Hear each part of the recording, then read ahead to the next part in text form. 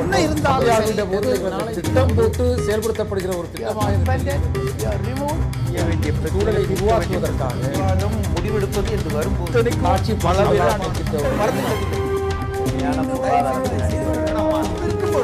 எதிர்த்து பேசிட்டு வணக்கம்.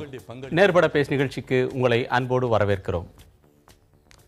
மத்திய நிதி அமைச்சர் அருண் ஜேட்லி நேற்றைக்கு தமிழகத்தில் சென்னைக்கு ஒரு நாள் பயணமாக வந்த அவர் முன்னாள் தமிழக முதலமைச்சர் அதிமுகவின் பொதுச் செயலாளர் செல்வி ஜெயலலிதா அவர்களை அவரது போயஸ் தோட்ட இல்லத்துக்கு சென்று சந்தித்திருக்கிறார்.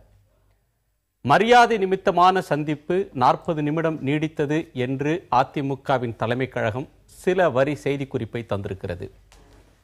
மரியாதை நிமித்தமான சந்திப்பு என்று அதிமுகவும் பாஜகவும் கூறினாலும் அரசியல் கட்சிகள் எதிர்க்கட்சி வரிசையில் இருக்கக்கூடியவர்களும் சரி அல்லது பாஜக கூட்டணியில் இடம்பெற்றிருக்கக்கூடிய பாமக போன்ற கட்சிகளும் கூட இதில் சர்ச்சையை, விமர்சனங்களை, சந்தேகங்களை கிளப்பாமல் இல்லை.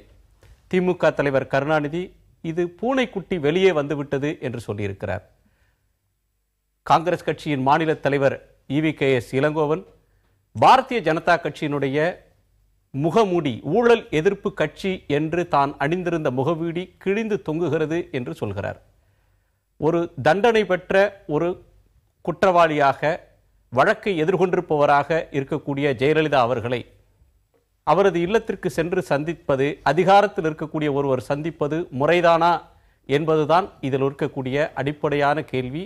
அதைத்தான் இந்த எதிர்க்கட்சிகள் கேட்கின்றன. இல்லை, இது மரியாதை நிமித்தமான சந்திப்பு, இதில் தவறொன்றும் இல்லை என்கிறது பாஜக. இது முறைதானா? இதில் முறைதானா என்று கேட்கக்கூடிய விமர்சனம் நியாயமானதா? அவரை ஒரு தண்டிக்கப்பட்ட ஒரு அரசியல் தலைவராக மட்டும்தான் பார்க்க வேண்டுமா? அதை கடந்த வேறு பார்வைகள் இதில் இல்லையா? மரியாதை நிமித்தமான சந்திப்பு என்பதை கடந்து இதில் பரஸ்பர ஆதாய நலன்கள் இருக்கின்றனவா? விவாதிக்கலாம். நம்மோடு திமுகவின் திரு மா சுப்பிரமணியன், அஇஅதிமுகவின் திரு கௌரி சங்கர், பாரதிய ஜனதா கட்சியின் திரு டால்பின் ஸ்ரீதர், காங்கிரஸ் கட்சியின் திரு ஆ கோபண்ணா. வணக்கம். திரு மாசு, 2 தலைவர்கள் சந்தித்துக் கொள்கிறார்கள். ஒருவர் அகில இந்திய அளவில் இருக்கக்கூடிய நிதி அமைச்சர், இன்னொருவர் மக்களவையில் 3வது பெரிய கட்சியாக இருக்கக்கூடிய அதிமுகவின் தலைவர். அவரை சந்திக்கிறது முறையல்ல அப்படின்னு எப்படி நீங்க சொல்ல முடியும்? இப்போ ஜெயலலிதாவை பொறுத்தவரை அவர் முன்னாள் முதல்வர் என்கின்ற அந்த நிலையிலே மட்டும் இருந்தால் அவரை சந்திப்பது என்பது தவறான விஷயம் அல்ல.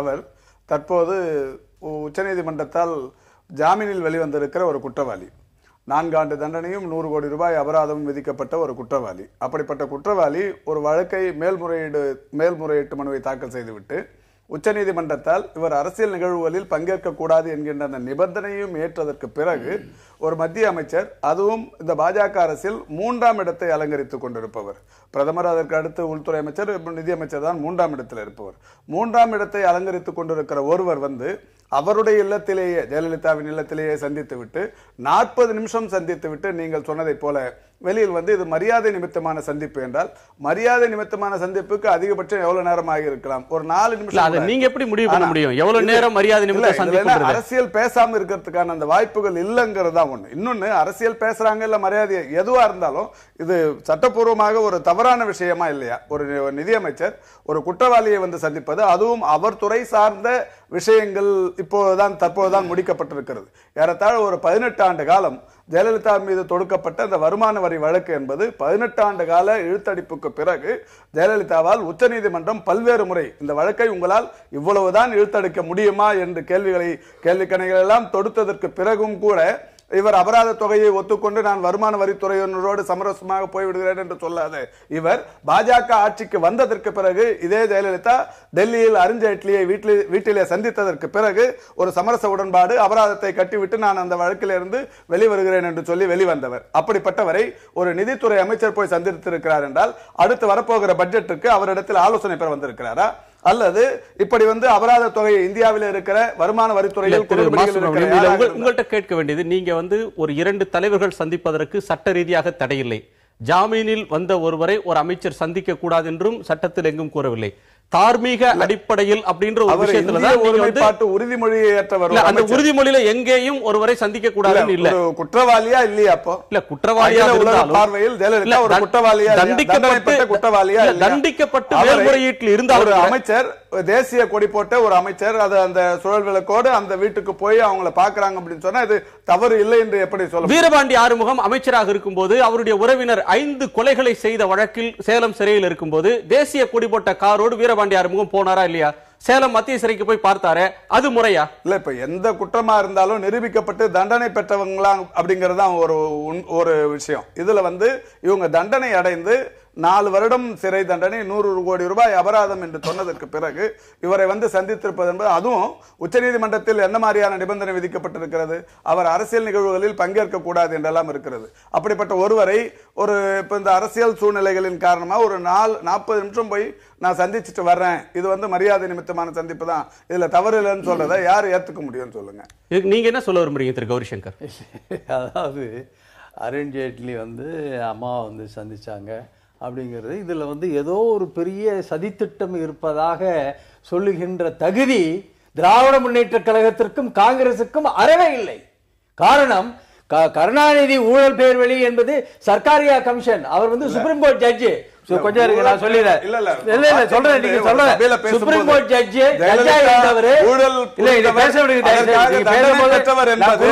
அரசியல்வாதில் ஜெயலலிதாவை தவிர வேற யாரும் குற்றச்சாட்டுகள் சுமத்தப்படுவது என்பது வேறு, அதிலிருந்து தண்டனை பெறுவது முழுமையா கேட்டுக்கிறீங்க.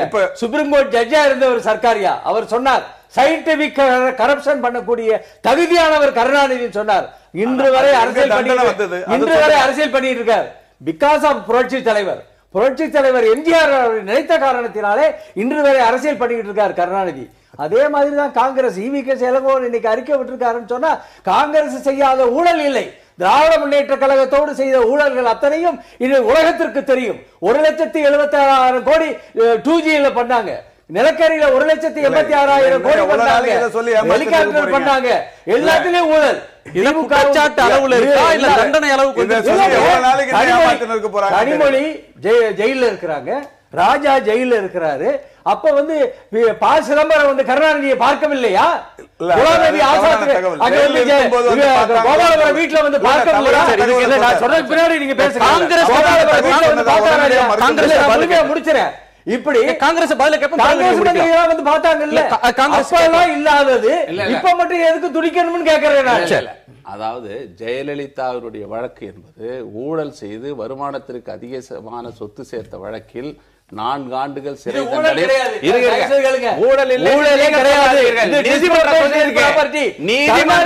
பொய் வழக்கு 13 வழக்கு, திரு கௌரிசங்கர், ஒன்றை நம்ம மறக்காம இருக்கணும். அதாவது ஒரு வழக்கை தொடுக்கும் போது அது அரசியல் ரீதியாக பழிவாங்குதலுக்காக போடப்பட்ட வழக்கு அப்படின்னு குற்றம் சாட்டப்பட்டவர்கள் சொல்லலாம். நீதிமன்றத்தில் நிரூபித்து நான் நிரபராதின்னு வெளியே வருவேன் சொல்லலாம். நீதிமன்ற முடிவு சொல்லி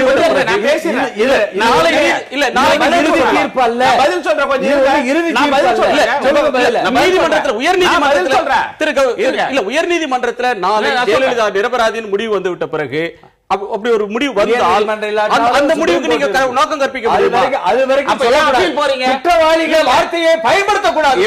குற்றவாளிகளா சேர்ந்து குற்றவாளிகள் நான் சொல்றேன், கருணாநிதி குற்றவாளி 40 வருஷத்துக்கு முன்னாடியே. ஐயோ, நீங்க நான் சொல்றேன் கேளுங்க. அதாவது ஜெயலலிதா நீதிமன்றத்தாலே தண்டிக்கப்பட்ட குற்றவாளி.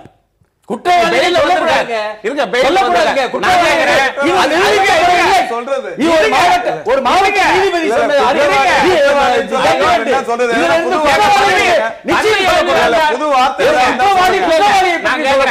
அவர் நிரபராதி. பதவி ஏன் இழந்தார்? முதலமைச்சர் பதவி ஏன் இழந்தார்? எம்எல்ஏ பதவி ஏன் இழந்தார்? பதவி இழந்ததற்கெல்லாம் காரணம் வந்து நீதிமன்ற தீர்ப்பு. நீதிமன்றம் அவரை தண்டித்திருக்கிறது. அவர் ஒரு குற்றவாளி. இன்றைக்கு வந்து ஜாமீன்ல வெளியே இருக்கிறார். இன்னைக்கு வந்து நிதியமைச்சர் போய் சந்திக்கிறார். அதன் மூலமாக சட்டப்படி சந்திக்கலாமா கூடாதா என்பதற்குள்ள நான் போக விரும்பவில்லை. தார்மீக அரசியல் நெறிமுறைகள் காலிலே போட்டு மிதிக்கப்பட்டிருக்கிறது. இதுதான் இளங்கோவன் சொல்றார். தார்மீக நெறிமுறைகளை இல்ல, தார்மீக நெறிமுறைகளை நான் கேக்குறேன். கால்ல போட்டு மிதிச்சாங்க. பேசுறாரு, சோனியா காந்தி மீது எஃப்ஐஆர் இருக்கா, வழக்கு இருக்கா, ராகுல் காந்தி மேல இருக்கா, ராபர்ட் வதேரா மேல இருக்கா, ராஜா மேலே கனிமொழி மேலே வழக்கு தான் இருக்கு, தீர்ப்பு இல்ல, தீர்ப்பு கிடையாது. இல்ல தயவு செய்து நான் சொல்றேன், கலைஞர் மீது வழக்கு இருக்கா, ஊழல் புகார் இருக்கா, நீதிமன்றத்தில் தீர்ப்பு வந்திருக்கா, தார்மீக நெறிமுறைகளின் எல்லா குற்றத்தையும் செஞ்சு வருமானம் இல்லாத ஒரு முதலமைச்சர், ₹1 சம்பாதிக்கிற முதலமைச்சர் 3000 ஏக்கர் நிலத்தை வாங்கிவிட்டு நீதிமன்றத்தின் முன்னாலே தண்டிக்கப்பட்ட ஒருவர் இன்னைக்கு வந்து சந்திக்கிறாரு. தண்டனைக்கான வழக்கு இருக்கு. நீங்க வந்து தார்மீக நெறிமுறைகள் அப்படின்ற ஒரு விஷயத்தை, ப்ரொப்ரேட்டரி அப்படின்ற ஒரு விஷயத்தை கேக்குறீங்க. ப்ரொப்ரேட்டரி அப்படின்னு வர்றப்போ நீங்க மத்தியில ஆட்சியில் இருந்தப்போ திமுக தலைவர் குடும்ப உறுப்பினர்கள் இந்த வழக்குல கைதாகி சிறைவாசம் பெற்ற நேரத்துல அவரை சந்திப்பதற்கு பிரணாப் முகர்ஜி வந்தார், சிதம்பரம் வந்தார்,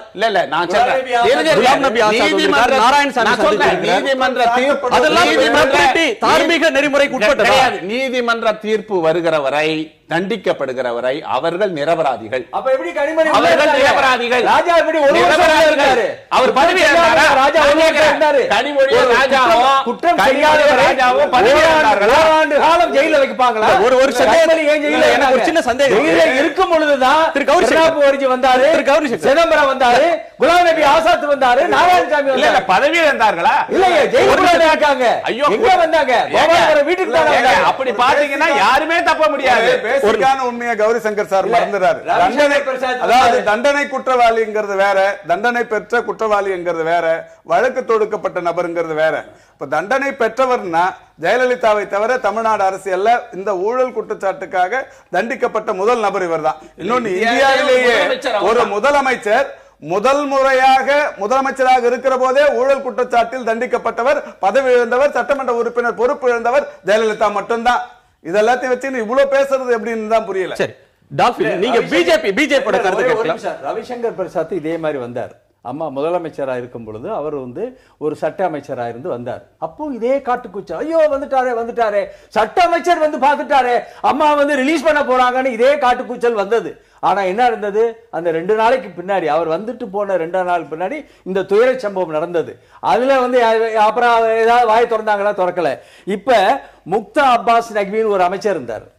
முக்தா அப்பாஸ் இருக்கிற அமைச்சரா இருக்காரு. அவர் வந்து ஓராண்டு காலம் சிறைச்சாலைக்கு போட்டாங்க.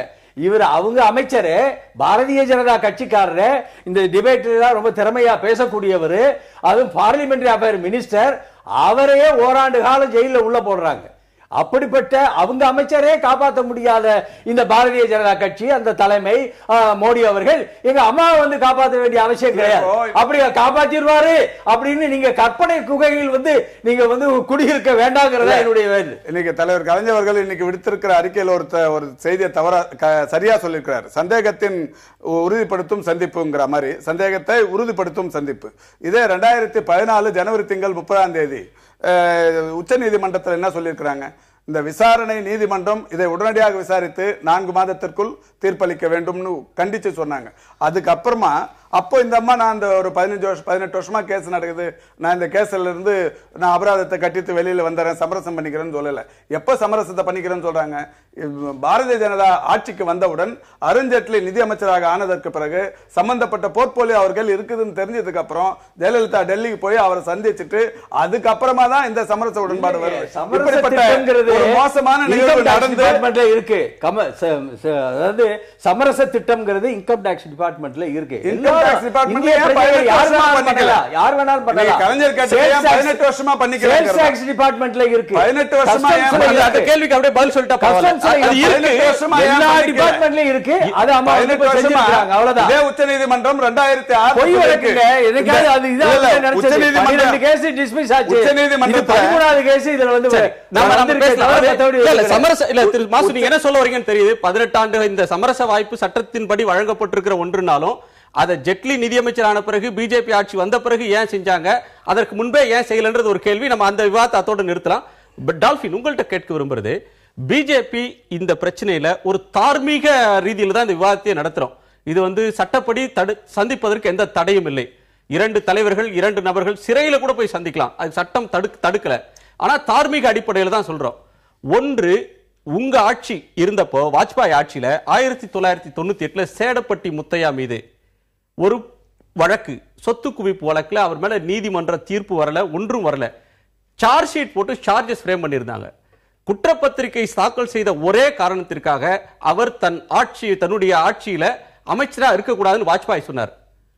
ஆனா இன்றைக்கு அரசியல்ல குற்றவாளிகள் நிறைந்துட்டாங்க, கிரிமினலைசேஷன் ஆஃப் பாலிடிக்ஸ் இருக்கு, எங்க கட்சி முற்றிலும் மாறுபட்ட கட்சி அப்படின்னு சொன்ன பிஜேபி சேடப்பட்டி முத்தையாவுக்கு ஒரு நியாயத்தை சொல்லிட்டு இப்ப வேறு பாதையில பயணிக்குதுன்னு சொல்ற குற்றச்சாட்டுக்கு நீங்க சொல்ற பதில் என்ன? இல்ல, இது தவறான குற்றச்சாட்டு. அதாவது குற்றம் சாட்டப்பட்டிருக்கிறாரு அதிமுகவுடைய பொதுச் செயலாளர் அமைச்சர் அருண்ஜேட்லி.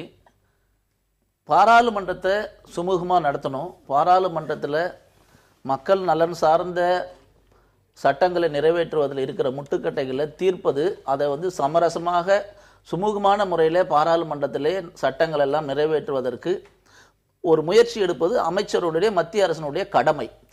இன்று ஒரு நிகழ்ச்சியிலே பிரணாப் முகர்ஜி அவர்கள், மாண்புமிகு நம்முடைய பாரத, அது நாடாளுமன்றம் முடங்கி இருக்கிறது, அந்த முடக்கத்தை செய்யணும்னா அதுக்கு அதிலிருந்து மீள்றதுக்காக ஒரு கட்சி தலைவரை சந்திச்சு ஒரு முயற்சி, சமரச முயற்சி செய்யறாங்க. அது நீங்க சொல்ற குற்ற பின்னணி உடவங்க பொது வாழ்க்கையில வர்றது தவறு. நிச்சயமாக பொது வாழ்க்கையில இருந்து அவர்கள் ஒதுங்க வேண்டும், ஒதுக்கப்பட வேண்டும், அதுல எந்த மாற்று கருத்தும் இல்ல. இந்த விஷயத்துல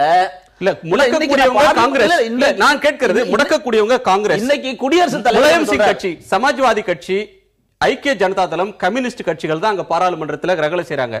திரிணாமுல் காங்கிரஸ் எதிர்ப்பு தெரிவிச்சு ரகலை செய்யுது. அவங்கள்ட்ட சமரசம் பேசாம பாராளுமன்றத்தில் உங்களோடு இணங்கி இருக்கக்கூடிய பிஜேபி அதிமுகவை தேடி வந்து சமரசம் பேசுறது சமரசமே இல்ல. நான் என்ன சொல்றேன், என்ன சமரசம் இருக்கு? இன்றைக்கு குடியரசுத் தலைவர், நீங்க சொன்னதுனால இன்னைக்கு குடியரசுத் தலைவர் ஒரு பொது நிகழ்ச்சியில பேசி இருக்கார், கிட்டத்தட்ட 1 மணி நேரம். இன்றைக்கு அனைத்து உரையும் வந்திருக்கிறது. குடியரசுத் தலைவருடைய உரை பார்லிமெண்ட் அண்ட் பாலிசி மேக்கிங் என்ற தலைப்புல பேசி இருக்கிறார். அதுல தெளிவா திரும்ப திரும்ப சொல்றார் குடியரசுத் தலைவர், அனைத்து கட்சிகளும் சேர்ந்து ஜனநாயகத்தை காப்பாற்றுவதற்காக, மக்கள் நல திட்டங்களை நிறைவேற்றுவதற்காக சட்டங்களை பாராளுமன்றத்திலே விவாதித்து கருத்தொற்றுமை ஏற்படுத்தி அந்த ஜனநாயகத்தினுடைய மாண்பை காப்பதற்காக அந்த அரசனுடைய கடமை அனைத்து கட்சிகளையும் சந்தித்து அந்த கட்சிகளுடைய ஆதரவோடு அந்த சட்ட திட்டங்களை விவாதித்து சட்டங்களை நிறைவேற்றுவது அந்த அரசனுடைய கடமை என்று இன்றைக்கு பேசியிருக்கிறார். ஆகையினால பிரணாப் முகர்ஜி சொன்னதுனால பார்த்தாருன்றீங்க, அதுதான் கிடையாதுன்ற. நீங்களாக பத்திரிகையாளரும் ஊடகவியலாளர்களும் அவர்களாக ஏதோ ஒரு பசிக்கு இந்த வேலை. இந்த சந்தித்த 2 பேருமே இதை பத்தி எந்த விதமான கருத்தும் சொல்லல. சொல்லாதனால நாம பேசுறதா இருக்கு. நீங்களா உத்யோகம் பண்றதற்காக சந்தித்த தலைவர்கள் பண்ணுவது அவரவர்களுடைய உரிமை. ஆனா இதுல விஷயம் என்ன, தார்மீகம் அப்படின்னு சொல்ற ஒரு விஷயத்துக்கு ஒரு கட்சியினுடைய தலைவர், அவங்க கிட்ட பாராளுமன்ற உறுப்பினர் இருக்காங்க, ராஜ்யசபால 12 உறுப்பினர் இருக்காங்க, எல்லாருடைய ஆதரவு தான். ஏன் நான் ஒரு உதாரணம் நீங்க சொன்னீங்களே, மமதா வெஸ்ட் பெங்கால்ல எங்களுடைய தலைவர் அமித்ஷா அவருடைய பொதுக்கூட்டத்துக்கு அனுமதி ரத்து பண்ணியிருந்தாங்க. பல வகையில் அங்க இருக்கிற பாராளுமன்ற உறுப்பினர்கள், மந்திரிகள் எல்லாம் நேரடியாக சாரதா சிட் பங்க்லயும் வெஸ்ட் பெங்கால்ல இருக்கிற இன்பில்ட்ரேட்டர்ஸ் கூட சம்பந்தப்பட்டிருக்காங்க, பயங்கரவாதிகளோட நேரடி தொடர்பு இருக்காங்க, கைது பண்றோம். எங்களுடைய தலைவர் போய் அங்க சூழல் இருக்கிறார், அமித்ஷா எங்க சொல்லியிருக்காரு, அதே மமதாவை எங்களை அருண் ஜேட்லி அவர்கள் சந்திச்சிருக்கிறார். ஒரு நிமிஷம், மமதா எலெக்டட் சீஃப் மினிஸ்டர், அவங்கள எந்த வழக்கிலையும் தண்டிக்கல. இப்ப கேள்வி, தண்டிக்கப்பட்ட ஒரு நபரை, ஒரு தலைவரை சீஃப் மினிஸ்டரா சந்திக்கல, ஒரு கட்சியினுடைய தலைவர், அவருதான் அந்த கட்சியினுடைய தலைவர், பொதுச் செயலாளர், அவர் நிர்வாகம், அவர் கையில தான் அத்தனை எம்பிக்களும் கட்டுப்பட போறாங்க. ஆகையினால அவர் சந்திச்சது மாதிரி தான் தமிழக முன்னாள் முதலமைச்சரையும் சந்திச்சிருக்காரு. இதுல எந்த விதமான உள்வாக்கமும் கிடையாது.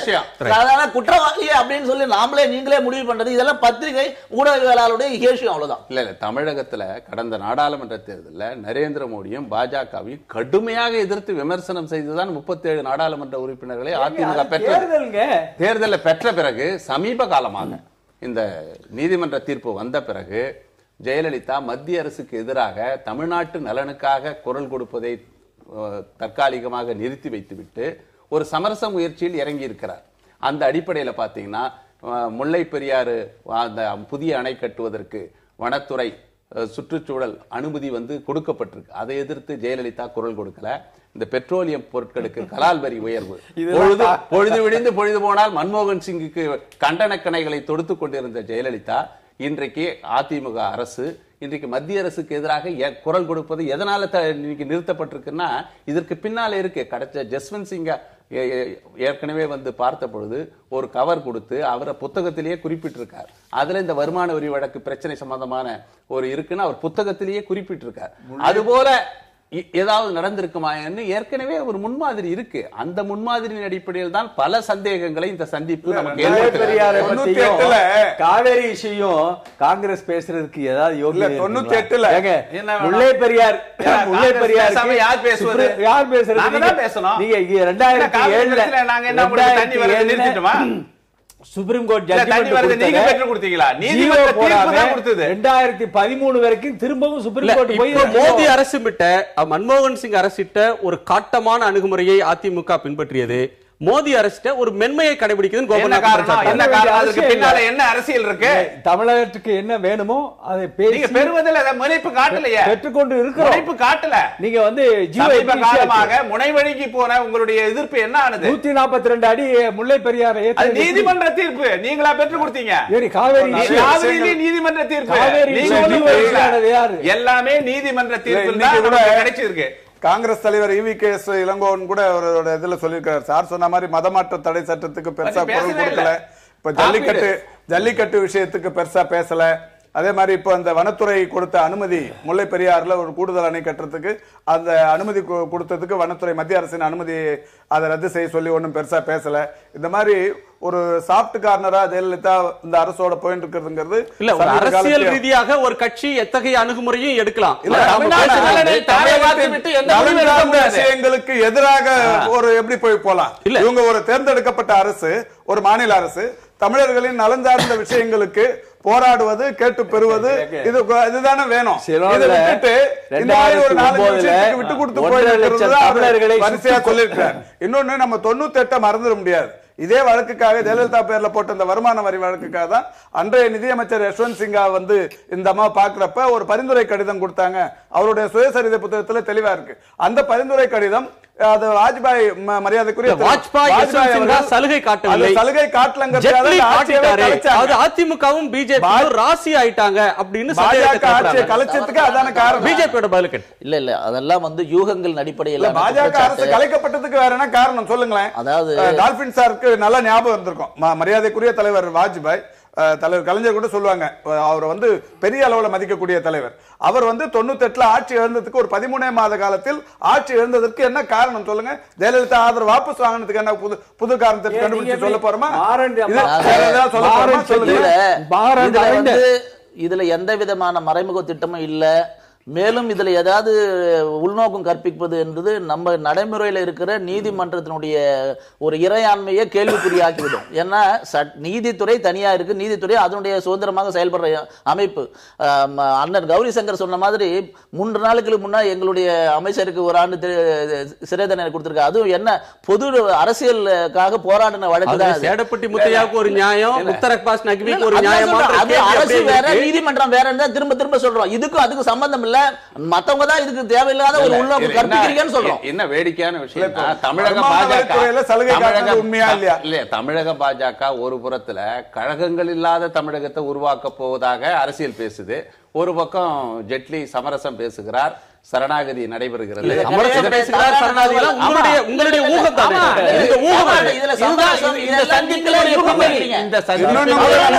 ஸ்ரீரங்கத்திலேயே அவங்களை ஏத்து போட்டியிட போறாங்க. நீதிமன்றத்தை அவமதிக்கிற தகவல் அவர் வந்து இது சமரசம், இதுக்குள்ள மறைமுக திட்டம் இருக்கிறது, இதெல்லாம் சொல்றது மிக தவறான தகவல். அரசு ரீதியான சந்திப்பு, அவ்வளவுதான். மரியாதை ரீதியான சந்திப்பு. அரசு சட்டங்களை நிறைவேற்றுவதற்கு சுமூகமாக 2 MP இருக்கிற அரசு கட்சியினுடைய தலைவர் கூட நான் சந்திக்க போறேன்னு அருண் ஜேட்லி அவர் சொல்லி இருக்கிறாரு. அதனுடைய தொடர்ச்சி தான் இது. இந்த சுமூகமான சந்திப்பு, மரியாதையான சந்திப்புன்னு சொல்றாங்க. ஆனால் 2 அரசியல் தலைவர்கள் சந்தித்தால் அரசியல் தான் பேசுவார்கள். அவங்க வானிலை எப்படி இருக்குன்னு பேசிக்கொள்ள மாட்டார்கள். அரசியல் பேசுவார்கள் யதார்த்தம். அப்படி என்ன பேசப்பட்டது அப்படின்றது டிரான்ஸ்பரண்டா வெளியில சொன்னா இது மாதிரியான ஊகங்களுக்கும் விவாதங்களுக்கும் இடமே இல்லாம போகும். ஏன் அரசியல்வாதிகள் அதை சொல்ல தயங்குறாங்க அப்படின்றது ஒரு முக்கியமான கேள்வி. ஒரு விஷயம், தமிழர்கள் பிரச்சனையை வந்து அடகு வச்சு, தமிழ்நாட்டு பிரச்சனைகளை அடகு வச்சுட்டு இவங்க இந்த வேலை பண்றாங்கன்னு சொல்லி தோழர்கள் 2 பேரும் சொன்னாங்க. 2009 வந்து சிலோன்ல 1.5 லட்சம் தமிழர்களை கொன்று குவித்தான் ராஜபக்சே. அதுக்கு துணை போனது யாரு? காங்கிரஸ் கட்சியும் திராவிட முன்னேற்ற கழகமும். கருணாநிதி அரை மணி நேரம் உண்ணாவிரதம் இருந்தார். அரை மணி நேரம் உண்ணாவிரதம் இருந்துட்டு அப்ப ஜெயலலிதா ஒரு ஆளுக்கு ஒரு கத்தியை கொடுத்து அதிமுக காரங்க எல்லாம் இலங்கைக்கு அனுப்ப வேண்டியது இல்ல. நீங்க தான் துப்பாக்கியை கொடுத்து அனுப்பிட்டீங்களே. கத்தியை கொடுத்து அனுப்பி எல்லாத்தையும் சுட்டு கொண்டு விட்டாங்க. 1 லட்சம் பேர் சாவதற்கு நீங்க வந்துருவோம். அது திரு கோபண்ணா அந்த 2009 போர்ல நடந்த மனித உயிர் இழப்புகளை நியாயப்படுத்தி அறிக்கை விட்டவர் ஜெயலலிதா. அடுத்து சொல்லுங்க. அதே தார்மீக அடிப்படையில் சரியா இது அப்படின்னு கேக்குறீங்க. ஜனநாயக நெறிமுறையை கால்ல போட்டு ஒரு சம்பிரதாயம் நீங்க சொல்றீங்களே. லாலு பிரசாத் அவருக்கும் சமகாலத்துல தண்டனை வந்தது. அவரும் அவருடைய எம்எல்ஏ எம்பி பதவியை இழந்தார். ஆனா அவரை அந்த மாநிலத்தில் இருக்கக்கூடிய நிதிஷ்குமார் சந்திக்கிறார். இன்னொரு மாநிலத்தினுடைய மூத்த தலைவர்கள் அகிலேஷ் யாதவ் ஆகட்டும் அல்லது முலாயம் யாதவ் ஆகட்டும், இடதுசாரி தலைவர்களாகட்டும், இவங்க எல்லாம் சந்திக்கிறாங்க.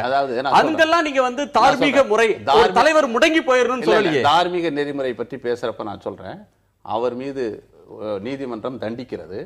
அதற்கு மத்திய அரசு ஒரு சட்டம் கொண்டு வருகிறது. அந்த சட்டத்தை சோனியா காந்தி, மன்மோகன் சிங் உள்ளிட்டவர்கள் அதை முன்மொழிகிறார்கள். அதை கேள்விப்பட்ட இளம் தலைவர் ராகுல் காந்தி அன்று கடுமையாக அந்த சட்டத்தை கிழித்து போட்டு நான்சென்ஸ் என்று சொல்லி கடுமையாக எதிர்ப்பு குரல் கொடுத்ததனாலே அந்த சட்ட திருத்தம் திரும்ப பெறப்பட்டு மறுபடியும் அந்த சட்டத்தின் ஏற்கனவே சட்டத்தின் அடிப்படையில் இன்றைக்கு லாலு பிரசாத் போன்றவர்கள், ஜெயலலிதா போன்றவர்கள் பதவி இழக்கக்கூடிய நிலைமையை ஏற்படுத்தியவர் ராகுல் காந்தி, காங்கிரஸ் கட்சி என்பதை யாரும் மறக்க முடியாது. இல்ல, லாலுவுக்கு ஒரு யாட்ஸ்டிக்க சொல்றீங்க, அளவுகோல சொல்றீங்க, ஜெயலலிதாவுக்கு இன்னொரு அளவுகோல சொல்றீங்க. அது ஜெயலலிதா அவர்களுக்கு தண்டனை வந்தா சிறைக்கு போயிட்டு வந்தாங்கன்னா வீட்லயே ஒரு அரசியல் தலைவராக முயற்சிக்கல. இல்ல, நான் காப்பாற்ற முயற்சிக்கல. இன்னைக்கு ஜெயலலிதாவை காப்பாற்றுகிற முயற்சி நிதியமைச்சர் ஈடுபடுகிறார். காப்பாற்ற முயற்சி, காப்பாற்றக்கூடிய முயற்சியில் ஈடுபட்டது யுபிஏ தான். அந்த சட்ட திருத்தத்தை கொண்டு வரணும்னு சொல்லி முன்மொழிந்தது மன்மோகன் சிங் அரசு. கொண்டு வந்தாங்க. நிராகரிச்சதும் காங்கிரஸ்ல இன்னொரு பிரிவு, ராகுல் காந்தி நிராகரிச்சார். இப்ப என்னோட கேள்வி, இளம் தலைவர் ராகுல் காந்தி எதிர்த்தார், அதனாலே அந்த சட்ட திருத்தம் கொண்டு வரப்படவில்லை. அதனாலேயே அவர் வந்து அன்றைக்கு ஒரு வழக்குல தண்டனை பெற்றால் அது சரி, எதிர்த்தார்ன்றது வரலாற்று உண்மையாக இருக்கட்டும், கொண்டு வந்தது உங்க ஆட்சிதான்றது வரலாற்று உண்மை. அந்த சட்டம் ராகுல் காந்தி எடுத்த முயற்சியின் காரணமாகத்தான் லாலு பதவி இழந்தார், ஜெயலலிதா பதவி இழந்தார். பதவி இழந்த ஜெயலலிதாவை நடவடிக்கை எடுத்தோம். பதவி இழந்த ஜெயலலிதாவை அரசியல் தலைவர்கள் யாரும் சந்திக்க கூடாது, அது வந்து ஜனநாயக நெறிமுறை மீறின செயல்னு சொல்ற நீங்க, அதே போல பதவி இழந்த லாலு பிரசாதோட நீங்க கூட்டணி வச்சுக்கலையா? லாலு பிரசாதை எந்த தலைவரும் சந்திக்க கூடாதுன்னு சொல்லிட்டீங்களா? லாலு வழக்கினுடைய பின்னணி என்ன, இவருடைய வழக்கு பின்னணி என்பது ஏற்கனவே வருமான வரித்துறை வழக்கு நீதிமன்றம் தண்டித்திருக்கிறது. கிரிமினல் கேஸ்ல 2 பேர்ல இவரை சொத்து குவிப்பு வழக்குல தண்டிக்கிறாங்க, அவரை வந்து மாட்டு தீவன ஊழல் வழக்குல தண்டிக்கிறாங்க. 86 கோடி. அவருக்கு ஒரு நியாயம், இவங்களுக்கு ஒரு நியாயம் சொல்லுவீங்களா? அந்த தண்டித்து பதவி இழக்க செய்ய வைத்ததே காங்கிரஸ். அப்பதான் அவர் எப்படி நாங்கள் காப்பாற்றுவோம், அவரோட என்ன இருக்கு எங்களுக்கு, அதையே நாங்க செய்தோம். எங்க கூட்டணியில் இருக்கிற ஒருவரை பதவி இழக்க செய்ய வைத்தது காங்கிரஸ் கட்சி. மத்ததெல்லாம் அதுபோல செஞ்சாங்களா? இன்னைக்கு என்ன நடக்குது? அந்த அம்மையாரை ஏற்கனவே வருமான வரித்துறையில 18 ஆண்டு காலமாக முடிவு செய்யாத ஒரு வழக்குல காப்பாற்றி இருக்கீங்க. இதுவரைக்கும் அபராத கட்ட மறுத்த இவர்கள் பின்னணியில் இருந்த காரணத்தினால வருமான வரி அந்த அபராதத்தை கட்டிவிட்டு இன்றைய வழக்கிலிருந்து விடுதலை ஆகி தவறான தகவலை வந்து சொல்லக்கூடாது, பதிவு செய்யக்கூடாது நேரலையில. இந்த வழக்கு வருமான வரியை தாக்கல் பண்ணல, சரியா தாக்கல் பண்ணாம விட்டுட்டாங்கன்னு சொல்லி நாடெங்கிலும் நிறைய ஆயிரக்கணக்கான வழக்கு இருக்கிறது. ஆனா அந்த வழக்குல யாரும் தண்டிக்கப்படலை. ஏன்னு சொன்னால் அவர் என்ன அபராதம் அந்த விதிக்கிறார்களோ அந்த அபராத தொகையை கட்டுறதுக்கு தயாராக இருக்கும் பொழுது அந்த வழக்கு நடத்துவதற்கான தேவையே இல்ல. வழக்கு வந்து இன்றைக்கு ஒரு தீர்வு வந்திருக்கிறது. இதற்கும் அதற்கும் நீங்க முடிச்சு போடுவது என்பது தவறான முன்னுதாரணமாக ஆகிவிடும். 2வது, நீங்க சொன்ன மாதிரி 5 ஆண்டு தண்டனை பெற்று 8 மாசம் உள்ள இருந்தாரு. அப்ப வந்து இவர்களால எதுவும் நடக்கல. சுப்ரீம் கோர்ட் மறுபடியும் அவர் வந்து தண்டனை கொடுத்திருக்கு. அவர்கள் கூட கூட்டணி வைக்க முடியும். 8 மாதம் உள்ள இருந்த ஒரு லாலு பிரசாத் யாதவ் அவரோட கூட்டணி வைத்திருக்கிறார். அப்ப ஊழலை பத்தி இன்னைக்கு முகமூடி பாஜக ஊழலுக்கு எதிராக பேசுறது வந்து முகமூடி சொல்லி கவிழ்ந்து விட்டது, அவிழ்ந்து விட்டது சொல்றதுக்கு நான் நினைக்கிறேன். ஊழலை பத்தி மத்தவங்க பேசுறது அருகதெல்லாம் எங்களுக்கு மட்டும்தான் இருக்கு. ஏன்னா நாங்க தான் ஊழல் ஊறி தலைச்சுவன் காங்கிரஸ் சொல்றாங்களோ அப்படின்ற அர்த்தத்தில் தான் நான் எடுத்துக்கிறேன். இல்ல தயவு செய்து ஊழலுக்கு எதிராக நடவடிக்கை ஒரு அமைச்சர் பத்தி பேசுறதுக்கு ஒரு காங்கிரஸ் பாராளுமன்ற யோகியதை உறுப்பினர் அவர் ஒரு ஊழல் நடவடிக்கையில கைது பண்ணப்பட்ட பிறகு பிரதமரே தட்டி கொடுத்து நான் விசாரிச்சுட்டு அவரே ஊற்றமாட்டவன் சொல்லிட்டாருன்னு சொன்னதெல்லாம் இந்த நாட்டில் நடந்திருக்கு. ஆக அவர் ஊழலை பத்தி பேசுறதுக்கு எந்த அனுமதியும் இல்ல. நீதிமன்றத்துல தண்டிக்கிற வரை எல்லோரும் எல்லா குற்றவாளிகளும் நிரபராதிகள் தான். தண்டித்தால் தான் குற்றவாளி. ஜெயலலிதா தண்டிக்கப்பட்டிருக்கிறார். குற்றவாளியை நாங்க சொல்றோம். மேல்முறையீடு இருக்குல்லங்க. ராஜா ஒரு வருஷம் உள்ள வச்சாங்க. தண்டிக்கப்பட்டிருக்கார். ஒரு வருஷம் ஏன் உள்ள வச்சாங்க? விசாரணை கைதியா ஒரு வருஷம் உள்ள விசாரணை கைது வேற, தண்டனை கைது வேற, தண்டனை பெற்றவர் வேற, வழக்கு தொடுக்கப்பட்டவர் வேற. இது எல்லாத்தையும் புரிஞ்சுக்கணும். இப்ப 2006 பிப்ரவரி 24 அந்த PN அகர்வாலும் AK நம்ம மாத்தூர் என்கின்ற 2 நீதியரசர்கள் 6 வாரம் அந்த வாய்ப்பு கேட்கிறாங்க. இது கால அவகாசம் கேட்கிறாரு அதிமுக வழக்கறிஞர். அப்ப அவர் என்ன சொன்னார்னா, நீதி பரிபாலனை முறையே நீங்கள் கேலி கூத்தாக்கி கொண்டிருக்கிறீர்கள். யார்? ஜெயலலிதாவை பார்த்து கேட்கிற கேள்வி. நீதி பரிபாலனை முறையே நீங்கள் கேலி கூத்தாக்கி கொண்டிருக்கிறீர்கள். இன்னும் எவ்வளவு நாளைக்கு தான் இந்த வழக்கை இழுத்தடிக்க போகிறீர்கள்? இது கேட்டது 2006. அப்பவே சமரசம் பண்ணிக்க வேண்டியதானே? சார் சொல்ற மாதிரி சார் டால்பின் சார் சொன்னார், இது சமரசம் பண்ணிக்கணும் பணம் கட்டுறதுங்கிறது இப்போ ரெண்டாவது. இப்ப பாத்தீங்கன்னா புதிய தலைமுறை தொலைக்காட்சியில இந்த நீங்க விளம்பர இடைவேளையில அந்த ஒரு 3-4 மணித்துளிகளில் அந்த Facebook இணையதளத்தின் மூலம் வருகிற அந்த செய்திகள், வாசகர்களுடைய செய்திகளை படித்து பார்த்தேன். 20 செய்திகளை படித்தேன். 20ல் 19 சிந்திக்காமலே அவர்கள் சந்தித்து விட்டார்கள் என்கின்ற அந்த தலைப்பு உட்பட எல்லா வாசகர்களும் இதற்கு எதிர்மறையான கருத்துக்களை உள்நோக்கம் கொண்டது. இது ஆதாய இது ஒட்டுமொத்தமா எல்லாருடைய நிலையும் இன்றைக்கு தமிழகத்தில் இதுதான். இப்ப சார் சொன்னாங்க அது மாதிரி போய் சந்திக்கிறது. நான் உங்கள்ட்ட கேட்க விரும்புறது, இது ஒரு அரசியல் ரீதியான ஒரு நகர்வு. நீங்க அவங்களுக்கு மேல்முறையீடு சொத்து குவிப்பு வழக்கு மேல்முறையீட்டுல இருக்கு. நீதிமன்றம் அதை முடிவு செய்ய போகிறது. நம்முடைய நீதித்துறை சுயேட்சையானது, அதுல அரசியல் குறுக்கிட முடியாது அப்படின்றது பரவலான ஒரு அரசியல் உள்நோக்கம் கொண்டது. இது அரசியல் ஆதாயத்திற்காக மட்டும் செய்யப்படுவதுங்கிறதுக்கு இன்னொரு உதாரணம் சொல்லலாம். நான் கேட்கிறேன். அதாவது அந்த வழக்கில் நீதிமன்றத்தில் தலையிட முடியாது. நீதிமன்றம் தனித்து சுயேட்சையான தீர்ப்பை வழங்க போகிறது. வாத பிரதிவாதங்கள் நடந்து கொண்டிருக்கு. வருமான வரி வழக்குல 18 ஆண்டு காலம் நடந்த வழக்குல முடிவுக்கு வந்துருச்சு. நிச்சயமா இப்ப நீங்க இந்த சந்திப்பு நிதியமைச்சர் பதற்றம் அடையுது. இல்ல நிதியமைச்சரோட தலையீடு இல்லாம நிச்சயமா இந்த வருமான வரி வழக்கு ஒரு முடிவுக்கு வந்திருக்கவே முடியாது என்பதுதான் இன்றைக்கு எல்லா தரப்பு மக்களின் சமரச திட்டங்கிறது. ஜெயலலிதா போய் அருண்ஜேட்லியை டெல்லியில சந்திச்சதுக்கு அப்புறம் தான் சமரச திட்டமே உருவாகுது. ஏன் 18 ஆண்டு காலமாக உருவாகாத சமரச திட்டம் இந்த பாஜக அரசு வந்ததற்கு பிறகு மட்டும் எப்படி ஆனது? இதான் இப்ப எல்லாருடைய கேள்வி. இப்போ இன்னொன்னு, அருண்ஜேட்லி ஒரு நாள் பயணமா தமிழ்நாட்டுக்கு ஜெயலலிதா பாய்ஸ் கார்டன்ல போய் பார்த்து 40 நிமிஷம் பேசிட்டு நான் மரியாதை நிமித்தமா சந்தித்தேன்னு சொல்றாங்க. இதே பாரதிய ஜனதா வெற்றிக்கு அரும்பாடுபட்டவர்கள் தேமுதிக தலைவர் மரியாதைக்குரிய திரு விஜயகாந்த் ஒருவர். அவர் நேற்றைக்கு அந்த ஆடிட்டர் குருமூர்த்தி இல்ல திருமணத்தில் அமித்ஷா வந்திருக்காரு, அவரை பார்க்கறதுக்குன்னு போறாரு. அதே அமித்ஷா பாரதிய ஜனதா கட்சியின் தலைவர் அதே அரங்கத்தில் உள்ளே ஒரு அறையில் உட்கார்ந்து கொண்டு சந்திக்க மறுத்தார் என்கின்ற செய்தி இன்றைய பத்திரிகையில் பார்க்கிறோம். ஆக தோழமை தலைவரை சந்திக்க முடியவில்லை. எதிர்கட்சி மோடியா இந்த லேடியான்னு பார்த்துருவோம் அப்படின்னு சவால் விட்டவங்களை இது எல்லாரும் இன்னைக்கு காங்கிரஸ் பேசலையா? எல்லா ஒட்டுமொத்த பொதுமக்களும் அதுதானே கேட்கிறாங்க. அது அதிமுக 37 எம்பிக்களை லோக்சபால வச்சிருக்கு. 11 எம்பிக்கள் அவர்களுக்கு மாநிலங்களவையில் இருக்காங்க. 48 எம்பிக்கள் பலம் இருக்கிற ஒரு பெரிய கட்சின்றதுனால அதிமுகவோட தேர்தல் நேரத்தில் ஒரு மோதல் அரசியலை, எதிர்த்துருவ அரசியலை செய்தாலோ இப்போ அந்த மோதலை கைவிட்டு ஒரு மென்மையாக ஒரு நட்பு ரீதியாக அந்த கட்சி அணுகிறது, ஒரு ஃப்ரெண்ட்லி பார்ட்டியா பார்க்குது. அதற்கான தொடக்கம் தான் அருண்ஜேட்லி ஜெயலலிதா சந்திப்புன்னு சொல்லலாமா? அதுதான் உண்மை. அரசியல் இதுதான் உண்மை. அதாவது மத்திய சர்க்காரோட எந்த விதமான பகைமையும் இல்லாமல் தமிழ்நாட்டுக்கு, தமிழக மக்களுக்கு, தமிழர்களுக்கு நன்மை செய்ய வேண்டும் என்ற ஒரே கருத்தை அடிப்படையாக கொண்டு இந்த சந்திப்பு நடந்தது. அது அதிமுக கருத்து. இந்த சந்திப்பு நடந்தது.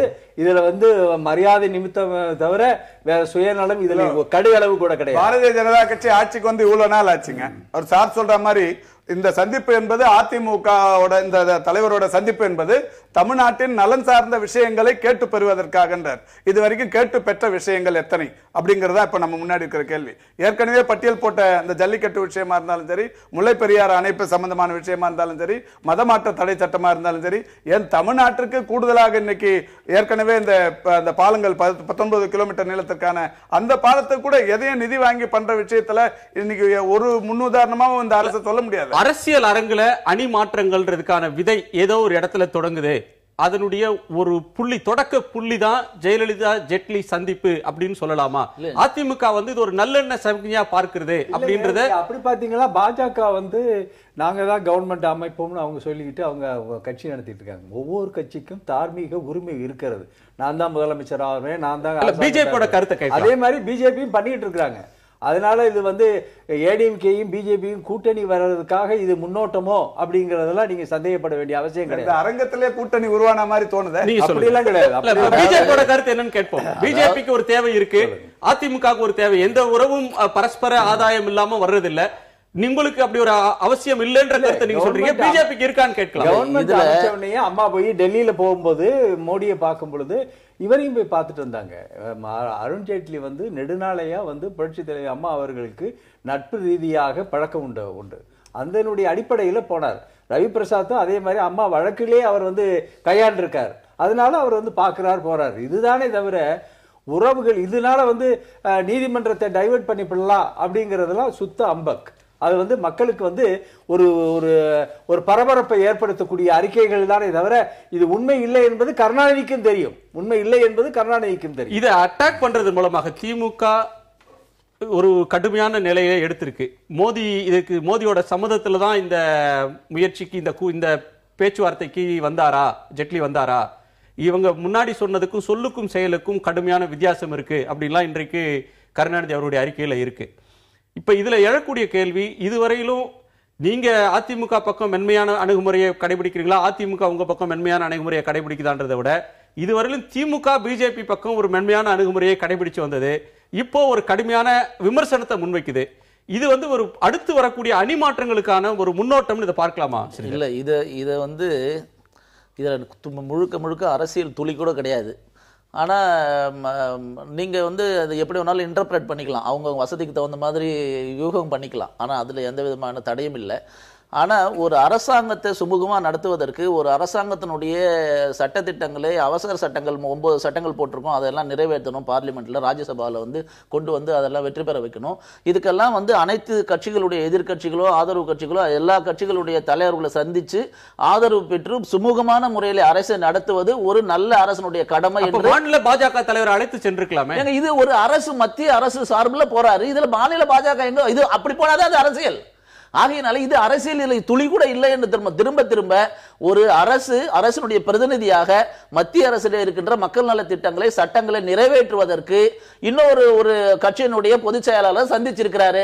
இதுல நீங்க பல வகையான யூகங்களும் பல வகையான இன்டர்பிரேஷனும் நீங்களா ஏற்படுத்தி கூட அரசியல் இல்ல. பொன் ராதாகிருஷ்ணனையாவது மத்திய அரசின் தமிழக பிரதிநிதி அழைத்து சென்றிருக்கிறார். அருண்ஜேட்லி அவர்கள் மம்தா பானர்ஜி போய் சந்திச்சிருக்காரு. அருண்ஜேட்லி அவர்கள் மற்ற தலைவர்களை சந்திச்சிருக்காரு. அப்பெல்லாம் வந்து அந்தந்த மாநிலத்தினுடைய தலைவர் காங்கிரஸ்க்கு அந்த மாதிரி ஒரு பாரம்பரியம் இருந்தது, மாநில தலைவர் அழைச்சிட்டு போறது. தமிழக பாஜக 17ஆம் தேதி தமிழிசை சவுந்தரராஜன் சொல்றார், தமிழகத்தில் அரசாங்கம் செயலற்று போய் உள்ளது அப்படின்னு கடுமையான விமர்சனங்களை வைத்து ஸ்ரீரங்கத்தில் நாங்கள் போட்டியிட போகிறோம் என்கிற ஒரு நிலையை தமிழக பாஜக எடுக்கிறது. திமுக அதிமுகவுக்கு மாற்றாக தமிழ்நாட்டிலே மக்கள் எங்களை ஏற்றுக்கொண்டுள்ளனர் என்று பேசுகிற ஒரு பக்கம், இன்னொரு பக்கம் ஆமாங்க, நாங்க எங்க காலத்துக்கு தயாரா இருக்கோம். நாங்க மக்களை நம்புறோம், எங்களை நம்புறோம். இதுல இருந்தா நீங்க புரிஞ்சுக்கலாம் இது அரசியல் இல்லன்னு. இதுல இருந்தா நீங்க புரிஞ்சுக்கலாமே. இதுல இருந்தா புரிஞ்சுக்கலாம். இதுல எந்த அரசியலுமே இல்ல. அரசை நடத்துவதற்காக சந்தித்தாரே தவிர இதுல எந்த அரசியலும் இல்ல. இல்ல, ஸ்ரீரங்கம் தேர்தல்ல அமித்ஷா வந்து சந்திப்புக்கு பிறகு ஸ்ரீரங்கம் தேர்தலில் போட்டியிடுவதாக இருந்த பாஜக ஸ்ரீரங்கம் தேர்தலில் போட்டியிடுமா என்ற கேள்வியை நான் கேட்கிறேன். அதாவது இந்த சந்திப்புக்கு ஓரிரு நாளில எங்களுடைய வேட்பாளரை யாரு போட்டியிடுவதா இல்லையா என்பதை எங்களுடைய மாநில எதுவா இருந்தாலும் கூட்டணி கட்சி தலைவர்கள் எல்லாம் பேச போறாங்க. பேசிட்டு மாநில தலைவர், எங்களுடைய மாநில தலைவர் சகோதரி டாக்டர் தமிழிசை சவுந்தரராஜன் அவர்கள் நிச்சயமாக ஓரிரு நாளில் தெரிவிப்பார். உங்களுக்கு அந்த சலுகையை, உங்களுக்கு அந்த சந்தேகமே வர தேவையில்லை. ஏன்னா ஒரு சாதாரண ஒரு மாநகராட்சி தேர்தலில் கூட போட்டியிட்ட ஒரு கட்சி, கோயம்புத்தூருக்கு மாநகராட்சி தேர்தல் நடந்தப்ப போட்டிட்டாங்க, உள்ளாட்சி இடைத்தேர்தலே போட்டியிட்ட ஒரு கட்சி போட்டியிடும், சட்டசபை தேர்தலில் போட்டியிடாது அப்படின்னு நீங்க சந்தேகப்பட தேவையில்லை. நம்ம ஒரு இடைவெளிக்கு பிறகு சந்திப்புக்கு பிறகு எனக்கு சந்தேகம் வருகிறது. நிதியமைச்சர் அருண் ஜெட்லி முன்னாள் முதலமைச்சர் ஜெயலலிதாவை சந்தித்தது மரியாதை நிமித்தமா அல்லது அரசியல் ஆதாயமா என்ற கேள்வியை நேயர்கள் முன்னால் வைத்திருந்தோம். 19% நேயர்கள் மரியாதை நிமித்தம் என்றும் 81% நேயர்கள் அரசியல் ஆதாயம் என்றும் கருத்து தெரிவித்திருக்கிறார்கள். அந்த நேயர்களுக்கு நன்றி. திரு கௌரி சங்கர், இதுல கேட்கணும் உங்கள்கிட்ட, நீங்க 2 பேரும் மரியாதை நிமித்தம் சொல்றீங்க. ஆனா மிக பெருவாரியானவங்க அது மரியாதை நிமித்தம் இல்ல, அதுல வேறொரு அரசியல் ஆதாயம் இருக்குன்றாங்க. அதுல ஸ்ரீதர் வந்து ஒரு வெளிப்படையாக சிலதை கோடிட்டு காட்டினார். நாடாளுமன்றம் சுமூகமா நடக்கணும், ஆட்சி அதிகாரத்தை தொடர்ந்து செலுத்தணும், எங்க அரசுக்கு அவசர சட்டங்களை போட்டிருக்கோம், அதை நிறைவேற்றுவதற்கு ஆதரவு வேணும், அதன் காரணமாக அரசை சுமூகமா நடத்துற கடமை அரசுக்கு இருக்கு, அதனுடைய ஒரு பகுதி இதுன்றார். அப்போ பிஜேபியோட அரசியல் ஆதாயம் நாடாளுமன்றத்தின் இரண்டு அவைகளையும் சுமூகமாக நடத்துவதற்கும் சட்டங்களை நிறைவேற்றுவதற்கும் அதிமுகவோட ஆதரவு தேவை. அந்த அரசியல் ஆதாயத்தை கருதிதான் ஜெயலலிதா அவர்களை சந்திச்சாங்க அப்படின்னு இதை பொருள் கொண்டா அதை ஆதரிப்பதற்கு அதிமுக தயாரா இருக்கா? பிஜேபியினுடைய அரசியல் ஆதாயம் தயவு செய்து சொல்லாதீங்க. இந்த நாட்டினுடைய நன்மைக்காக போடப்பட்ட சில சட்டங்கள், இன்னும் பெண்டிங்கில் இருக்கக்கூடிய சட்டங்கள், இதெல்லாம் நிறைவேற்றப்பட வேண்டும். எந்த விதமான பிரச்சனையும் இல்லாமல் நிறைவேற்றணும். ஏன்னா காங்கிரஸ் ஒத்துழைக்காது, கம்யூனிஸ்ட் ஒத்துழைக்காது. அதனால கொஞ்சம் இணங்கி போகக்கூடிய கட்சிகளை வைத்து இந்த அவசர சட்டங்கள் போட்டதும் இன்னும் கையில் இருக்க சட்டங்களை நிறைவேற்றுவதற்காகவும் அவர் சந்திச்சது. அதுதான் உண்மை. கம்யூனிஸ்ட் கட்சிகளோட உண்மை இல்ல. தேர்தலுக்கு முன்னால் 3வது அணி பிரதமர் வேட்பாளர்னு ஜெயலலிதா அவர்கள் முன்னிறுத்தப்பட்ட நேரத்தில் கம்யூனிஸ்ட் கட்சிகளோட ஒரு இணக்கமான இதுல தேர்தலையும் இப்ப உள்ள நீங்க நினைக்காதீங்க. கண்மூடித்தனமாக அதெல்லாம் எதிர்பார்க்க கம்யூனிஸ்ட்காரங்க அப்படிங்கிற முடிவுக்கு நீங்க எப்போ வந்தீங்க? இப்ப கூட தமிழிசை என்ன சொல்லுது, நாங்க வந்து பிஜேபி வந்து இதுல வந்து போட்டியிடத்தான் போறோம் அப்படின்னு சொல்றாங்க. ஸ்ரீரங்கத்தில் போட்டியிட போறோம். இவர் தான் சீதாராமன், அவங்க நிர்மலா சீதாராமன் தான் முதல்வர் கேண்டிடேட் அப்படிலாம் பேசுறாங்க. அது ஒவ்வொரு கட்சி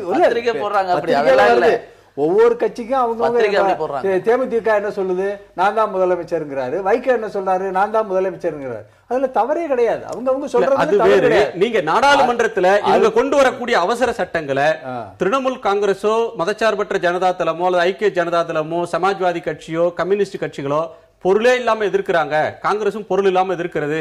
இப்ப நிலம் கையகப்படுத்துற சட்டமாகட்டும், காப்பீட்டு துறையில இன்சூரன்ஸ்ல அந்நிய முதலீட்டு அதிகரிக்கிற சட்டமாகட்டும், இதெல்லாம் அதிமுக ஆதரிக்க போகுதுன்னு சொல்றீங்களா? இல்ல அது அப்படி கிடையாது. அவர் வந்து ஆதரவு கேட்டிருக்கிறார். இனிமே வந்து அம்மா வந்து முடிவு பண்ணி எல்லாத்தையும் எல்லா பாராளுமன்ற உறுப்பினர்களையும் கன்சல்ட் பண்ணி என்ன பண்றது முடிவு எடுப்பாங்க. முடிவு எடுத்ததற்கு பிறகு எதை ஆதரிக்கிறது, எதை வந்து மாற்றங்கள் செய்ய வேண்டியதெல்லாம் சொல்லுவாங்க. செய்ய வேண்டியது இருக்கும். அவர் இன்னொரு பிரச்சனை, நீ அது இதாயிருப்போம். அவர் கோபனா சொன்னாரு வந்து கூட கூட்டிட்டு போகும்போது மாநில தலைவரை கூட்டிட்டு போயிருந்திருக்கலாம், இல்ல மாநில அமைச்சரை கூட்டிட்டு போயிருந்திருக்கலாம்னாரு. காங்கிரஸ்ல பாத்தீங்கன்னா ஏர்போர்ட்ல இருந்து இறங்கினவனே நேர கோபாலபுரம் போவாங்க. கோபாலபுரத்துல கருணாநிதியை சந்திச்சுட்டு நேர ஏர்போர்ட்டுக்கு போயிடுவாங்க. சத்தியமூர்த்தி பவன் ஒரு கட்டடம் இருக்குங்கிறதே மத்தியில இருந்து வர அமைச்சர்கள் யாருமே கண்டுகிட்டதே கிடையாது. இதை ஒத்துக்குவாரு நினைக்கிறேன். இதை நிச்சயம் கோபால எதிர்க்க மாட்டார். ஏன்னா கோபாலாவே இதை நினைச்சு வருத்தப்பட்டவர் எனக்கு தெரியும். அதனால ஒரே விஷயம், அதாவது அதிமுகவினுடைய ஜெயலலிதாவினுடைய ஜனநாயகம், உட்கட்சி ஜனநாயகம் என்னன்னு ஊர் உலகத்துக்கே தெரியும். அங்க என்ன ஜனநாயகம் இருக்கு, என்ன சுதந்திரம் இருக்கு, அங்க எப்படி நடத்தப்படுகிறார்கள் எல்லாருக்குமே தெரியும். அப்படி அந்த கட்சியில் இருக்கிற நண்பர் வந்து இன்னைக்கு எங்களை பார்த்து நாங்கெல்லாம் சுதந்திரமாக இயங்குகிறோம், எங்களுக்கு இருக்கிற சுதந்திரம் எந்த அரசியல் கட்சியிலும் கிடையாது, அப்படி இயங்குகிறோம் நாங்க, மத்திய அமைச்சர் வராருன்னா சந்திச்சுட்டு போறாரு. மற்ற நேரங்களில் ஞானதேசியன் உள்ள போயிருக்காரு, அதுக்கு முன்ன தங்கபாலு உடனழைத்து செல்லப்பட்டிருக்காரு. பல பேர் அதெல்லாம் வந்து ஒரே ஒரு இடத்துலதான் போக முடியாது, ஜெயலலிதா வீட்டுல தான் போக முடியாது. கோபாலபுரத்தில் எப்ப வேணாலும் போலாம். அது வேற ஒரு விவாதம். டால்பின் ஸ்ரீதர், நீங்க சொல்றத மக்கள் ஏற்ற மாதிரி தெரியல. 81% பேர் ஆதாயம் கருதின சந்திப்புன்ற முடிவுக்கு வர்றாங்க. ஏன் அந்த முடிவு? அவங்க சொல்றேன், இது வந்து ஊடகவியலாளர்களும் எதிர்கட்சியினுடைய தலைவர் கலைஞர் அவருடைய அறிக்கை, இது மாதிரி ஒன்றும் இல்லாத விஷயத்துல ஏதோ பெரிய அரசியல் இருக்க மாதிரி ஒரு பிரமையை ஏற்படுத்துறதுனால அதை பார்க்குற ஜனங்களுக்கு, ஒரு வாசகர்களுக்கு அது மாதிரி ஒரு ஏற்பட்டிருக்கலாம் ஒரு சிந்தனை. ஆனா உண்மை வந்து நிச்சயமா அது இல்லை. அரசை நடத்துவது என்பதுதான் முக்கியம். அரசை வந்து சுமூகமாக நடத்தி கொண்டு போக வேண்டும் என்பதுதான் முக்கியம். அதுலேயும் குறிப்பிட்ட சட்டங்கள் எல்லாம் விவாதத்துக்கு உட்பட்டு நிறைவேற்றப்பட வேண்டும் என்பதுதான் முக்கியம். அதற்கான ஆதரவு தான் சிறிய கட்சி பெரிய கட்சி என்று இல்லாமல் அனைத்து அரசியல் கட்சிகளையும் மதித்து அவருடைய தலைவர்களை சந்தித்து ஆதரவை கேட்டுக்கொண்டு இருக்கிறோமே தவிர இதுல துளி கூட அரசியல் என்பது இல்லை. அதுதான் நிதர்சனமான உண்மையும் கூட. இல்ல, கடந்த காலத்தில் இதே சட்டங்களை ஜெயலலிதா அவர்கள் எதிர்த்திருக்காங்க. காப்பீட்டு சட்டத்தை எதிர்த்திருக்காங்க, காங்கிரஸ் இப்ப ஆதரிப்பாங்களான்றது ஒரு கேள்வி. விவாதம் அவர் கருத்து திருத்தம் கொண்டு வரட்டும், விவாதிப்போம். விவாதித்து எது சரி என்று படுகிறதோ, எது மக்களுக்கு சரி என்று படுகிறதோ அதை நிறைவேற்றும் தான் சொல்லியிருக்கோம். திரு சுப்பிரமணியம், இதுல அதிமுகவும் பாஜகவும் நெருங்குகின்றன. அந்த சூழல்ல அதிமுக நெருங்குறதுனால பிஜேபியை இதுவரையிலும் மென்மையான அணுகுமுறையை கடைபிடிச்ச திமுக இப்ப காட்டமான அணுகுமுறையை கடைபிடிக்க தொடங்கி இருக்கு. அதனோட வெளிப்பாடு தான் கருணாநிதி அவர்களோட அறிக்கைன்னு சொல்லலாமா? இல்ல, நியாயமான எல்லா விஷயங்களுக்காகவும் தொடர்ந்து தலைவர் கலைஞர் அவர்களை பொறுத்தவரை குரல் கொடுத்து கொண்டே இருக்கிறார். அதுல எந்த சூழ்நிலையும் நம்ம காம்ப்ரமைஸ் ஆனதே இல்ல. கேள் வடிக கேப்பையில் எண்ணெய் வடிகிறது என்ற வார்த்தையெல்லாம் முன்னாடி பயன்படுத்தல. இன்னைக்கு அந்த மாதிரி நடந்ததால ஒரு நிதி அமைச்சரை இதே பாஜக என்ன சொன்னாங்க, நாங்க ஆட்சிக்கு வந்தால் தூய்மையான ஊழலற்ற அரசை தருவோம் சொன்னாங்க. ஆனா ஒரு ஊழல் குற்றவாளியை வீட்டில் போய் சந்தித்திருப்பதன் மூலம் இன்னைக்கு பொதுமக்களுக்கு ஏற்பட்டிருக்கிற சந்தேகம் ஊடகத்துல பொதுமக்கள் தான் இப்ப 81% ஊழல் வழக்குலயோ எந்த வழக்குலயோ ஒரு வழக்குல ஒருவர் தண்டிக்கப்பட்டுட்டா அவரை எந்த கட்சிக்காரரும் சந்திக்க கூடாது, எந்த ஆட்சி அதிகாரத்தில் இருக்கிறவங்க சந்திக்கவே கூடாதுன்றத உங்க கட்சியோட நிலைப்பாடு சொல்றீங்களா? நிதி அமைச்சர் சம்பந்தப்பட்ட அந்த வருமான வரித்துறை வழக்கு என்பது இவரால் அவருக்கு அனுகூலம் செய்யப்பட்டது என்பதுதான் பூனைக்குட்டி வெளியில வந்துருச்சுங்கிறது தலைவர் குற்றச்சாட்டு. அப்படின்னா வணக்கத்துக்குரிய தளபதி கூட அமைச்சர் அவருடைய செய்தி போட்டிருக்கார். இதே பாஜக இந்த மாதிரியான ஒரு செயலை செய்திருக்கிற பாஜக அது தலைமை தாங்குகிற இந்த மத்திய அரசுக்கு நேர்மை கொஞ்சமாவது மிச்சம் இருக்கான்னு இன்னைக்கு பொதுமக்கள் எல்லா இடத்துலயும் கேட்க ஆரம்பிச்சிருக்காங்க. இதுக்கு என்ன காரணம்னா, இன்னைக்கு நிதித்துறை அமைச்சர் ஏற்கனவே ஜெயலலிதா போய் டெல்லியில் சந்தித்ததாலும் அதுக்கு நீங்க சொன்ன வேலையை நான் செஞ்சு முடிச்சிட்டேன் இப்ப போய் சொல்றதுக்காக தான் இப்ப போய் டெல்லியில இருந்து ஒரே ஒரு பதில் பிஜேபிக்கு தான் குற்றச்சாட்டு. பிஜேபி எல்லாவற்றையும் காப்பாற்ற முடியாத பாரதிய ஜனதா எங்க அம்மாவை காப்பாத்த போறாங்க. நாங்க எதிர்பார்க்கவே இல்ல. நீதித்துறையில எதிர்பார்ப்பு எங்கிட்ட கிடையாது.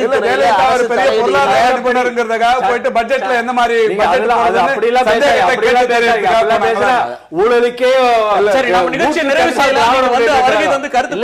உங்களுக்கு மிக்க நன்றி.